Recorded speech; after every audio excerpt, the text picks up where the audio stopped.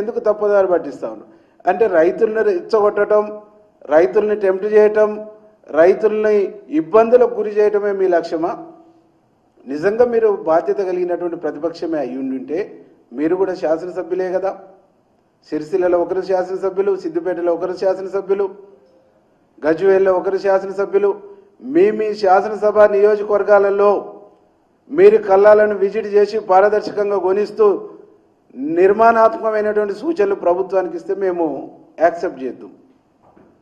ఒకరు farm house నుంచి బయటికి రారు, ఒకరు హైదరాబాద్ ఇడిచి సిరిసిల్ల పోరు, ఒకరు దేశం అంతా గాలి గాలి పర్యటన చేసుకుంటూ మీ మధ్య ఆధిపత్యం కోసం ఆయన జాయినింగ్లు చేసుకుంటూ ప్రభుత్వం మీద విమర్శలు చేస్తే నువ్వు ఉత్తరాలు రాస్తూ ప్రభుత్వం మీద విమర్శలు చేస్తూ పేపర్ల చెరొక పక్క లైవ్లో ఉండడం కోసం ఆడుతున్నటువంటి డ్రామా తప్ప ఈ రాష్ట్రం పట్ల, ఈ రాష్ట్ర రైతాంగం పట్ల, ఈ రాష్ట్రంలో ప్రజల పట్ల మీకు చిత్తశుద్ధి లేదు, నిజాయితీ లేదు.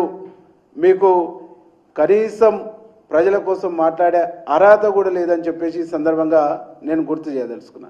కేటీఆర్ మాట్లాడుతూ పాలమూరు ప్రాజెక్టుల గురించి మాట్లాడారు. మీరు ఉద్యమ కాలం అంతా పాలమూరు వలసల గురించి చెప్పుకుంటూనే మీరు పబ్బం గడుపుకోరు. పాలమూరు వలసలు వాపసు రావాలన్నారు, కూర్చొని అక్కడ ప్రాజెక్టు పూర్తి చేస్తున్నారు. మరి 9.5 సంవత్సరాలు ఏం చేసిరు మీరు? ఎందుకు పూర్తి చేయలేదు? ఎటుపోయింది మీ చిత్తశుద్ధి? ఎందుకు మీరు కంప్లీట్ చేయలేకపోయారు? ఈరోజు మా ముఖ్యమంత్రి మీద మాట్లాడుతున్న మీరు 9.5 సంవత్సరాల అధికారంలో ఉండి పాలమూరును సస్యశ్యామలం ఎందుకు చేయలేకపోయారు? దోషులు మీరు కాదా? నేరస్తులు మీరు కాదా? మీకు నిజాయితీ చిత్తశుద్ధి ఉంటే, తెలంగాణ ఉద్యమంలో మాట్లాడినటువంటి అంశాల మీద మీకు సొయ్యి ఉంటే మీరు ఆ పనులు చేసేటోళ్ళు కదా.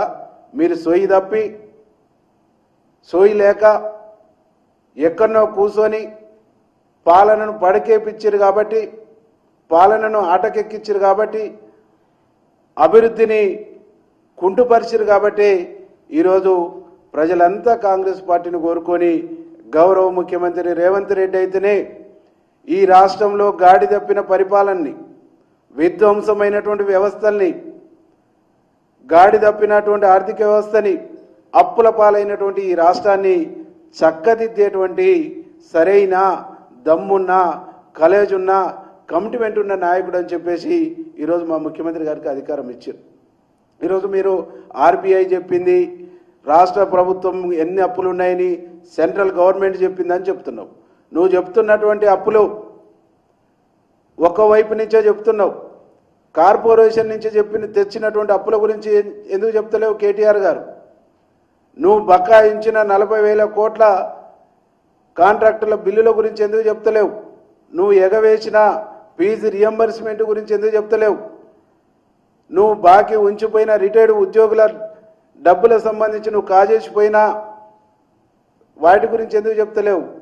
కాబట్టి ఈరోజు ప్రజలారా మీరు గమనించండి, వీళ్ళు అబద్ధాలు చెప్పటంలో, మాటలు చెప్పటంలో, మాటల గారెడి చేయటంలో వీళ్ళు చాలా పిహెచ్డీలు చేసినటువంటి వాళ్ళు. మనం వాళ్ళ మాటలు విని 9.5 సంవత్సరాలు అరిగోసపడ్డం, ఈ రాష్ట్రాన్ని పూర్తిగా విధ్వంసం చేసి, చిందరవందనం చేసి, సర్వనాశనం చేసిపోయారు.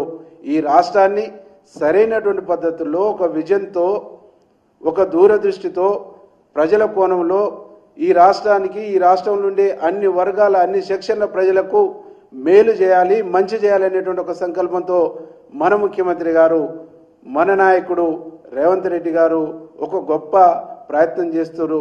ఆ ప్రయత్నానికి ఇప్పటి వరకు అండదండగా, తోడు నీడగా, వెన్నుదన్నుకున్న మీరందరూ కూడా ఇంకా ముందు వెన్నుదన్నుగా ఉండి ఈ తప్పుడు మాటలు మాట్లాడుతున్న వీళ్లను చీరి చింతకేయాలని చెప్పేసి విజ్ఞప్తి చేస్తా ఉన్నాం.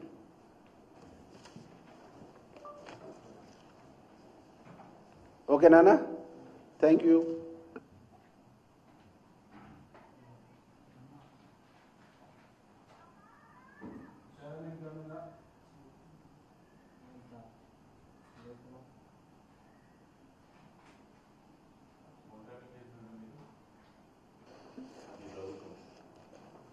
హరీష్ రావు గారి ఫోన్ ట్యాపింగు, లేదా ఇండ్ల ముందు సీసీ కెమెరాలు ఆయన పెట్టుకున్న సీసీ కెమెరాలు, మేము మా ప్రభుత్వం పెట్టింది కాదు, ఆయన ఇంటి కోసం ఆయన ఏర్పాటు చేసుకున్నటువంటి సీసీ కెమెరాలు పెట్టిన ఏజెన్సీ ఎవరుండో ఆ ఏజెన్సీ వాళ్ళు ఏదైనా ట్యాపింగ్ చేస్తే తీసుకొచ్చి ఇయ్యమనండి, రిపోర్ట్ చేయమనండి, విచారణ చేస్తారు.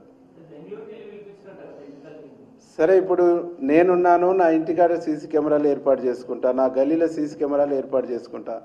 ఎవరితో చేపించుకుంటాను? ప్రైవేట్ ఏజెన్సీతో చేపించుకుంటాను.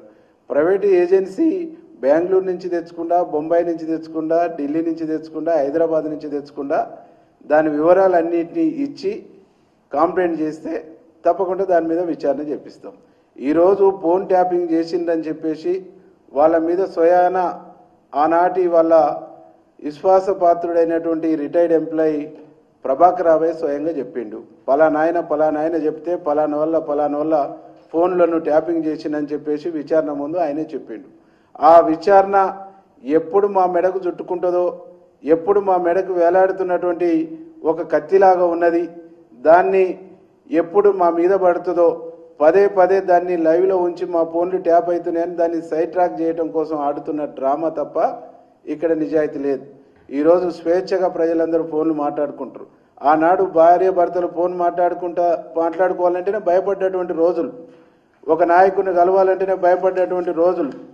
ఈరోజు ఫోన్ ట్యాపింగ్, మీ సంబంధించినటువంటి ఫోన్ ట్యాపింగ్ ద్వారా ఎంతమంది జీవితాలు ఆగం చేసిరో, వాళ్ళకు సంబంధించినటువంటి బతుకులలో నిప్పులు పోసిరో, వీళ్ళ జీవితాలన్నింటినీ కూడా ఎట్లా చేసిరో వాళ్ళ స్వయంగా వాళ్ళ చెల్లె కవితనే చెప్పింది. కేటీఆర్ చెల్లె కవితనే చెప్పింది, హరీష్ రావు మరదలే చెప్పింది. కనీసం సొంత అల్లుని బిడ్డ ఫోన్లు వినకూడదనే సోయి కూడా లేదు అనేటువంటి అంశాలు ఆమె చెప్పింది.